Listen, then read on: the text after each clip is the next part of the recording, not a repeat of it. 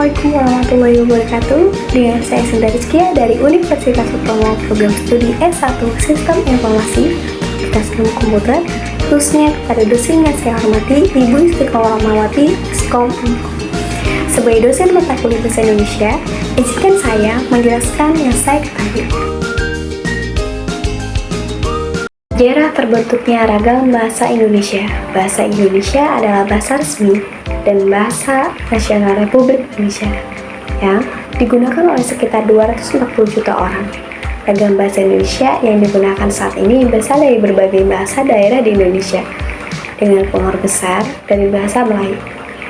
Pada awal abad ke-20, Gerakan Nasional di Indonesia mendorong penggunaan bahasa Melayu sebagai bahasa nasional.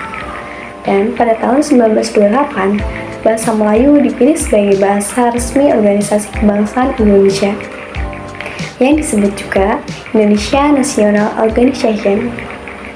Setelah kemerdekaan Indonesia pada tahun 1945, bahasa Melayu diubah menjadi bahasa Indonesia dan dijadikan sebagai bahasa resmi Republik Indonesia. Penggunaan bahasa Indonesia terus berkembang dan terpengaruh oleh bahasa-bahasa daerah di Indonesia. Saat ini terdapat berbagai ragam bahasa Indonesia, seperti bahasa baku yang digunakan dalam media massa dan pemerintahan, bahasa Indonesia sehari-hari yang digunakan dalam percakapan sehari-hari, dan berbagai dialek dan ragam bahasa di Indonesia. Selanjutnya yaitu ragam bahasa. Ragam bahasa merupakan bagian dari keanekaragaman budaya. Bahasa dimiliki oleh setiap suku bangsa. Bahasa bersifat humanis dan menjadi ciri manusia. Setiap manusia membutuhkan bahasa untuk setiap kegiatan.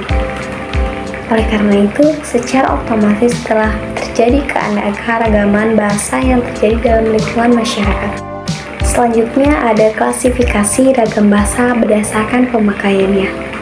Terdapat bahasa lisan, bahasa tertulis, bahasa resmi, dan bahasa non-resmi. Penjelasan tentang bahasa lisan.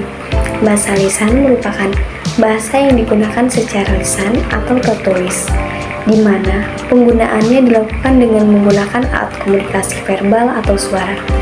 Bahasa lisan dapat diartikan sebagai bahasa yang digunakan secara langsung tanpa melalui media tulisan.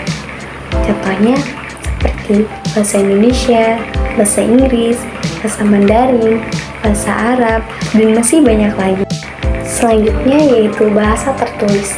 Bahasa tertulis adalah bahasa yang digunakan secara tertulis dalam bentuk tulisan atau huruf, sehingga membutuhkan media atau sarana tertentu untuk dapat disampaikan dan dipahami.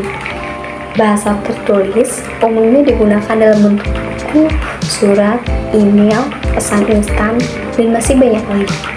Contoh bahasa tertulis antara lain adalah bahasa Inggris, bahasa Jepang, bahasa Korea, dan masih banyak lagi.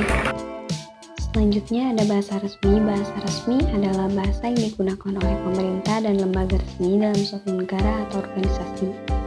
Bahasa resmi memiliki tata bahasa atau kaidah yang baku, serta digunakan secara seragam oleh semua pihak. Contoh bahasa resmi di Indonesia adalah bahasa Indonesia.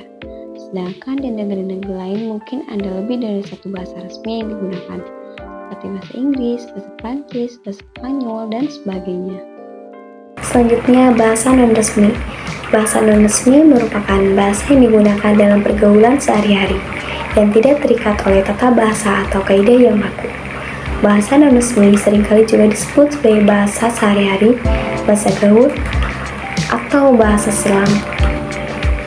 Contoh bahasa resmi antara lain bahasa daerah, bahasa anak muda, bahasa chat, dan masih banyak lagi. Selanjutnya ada keterampilan bahasa.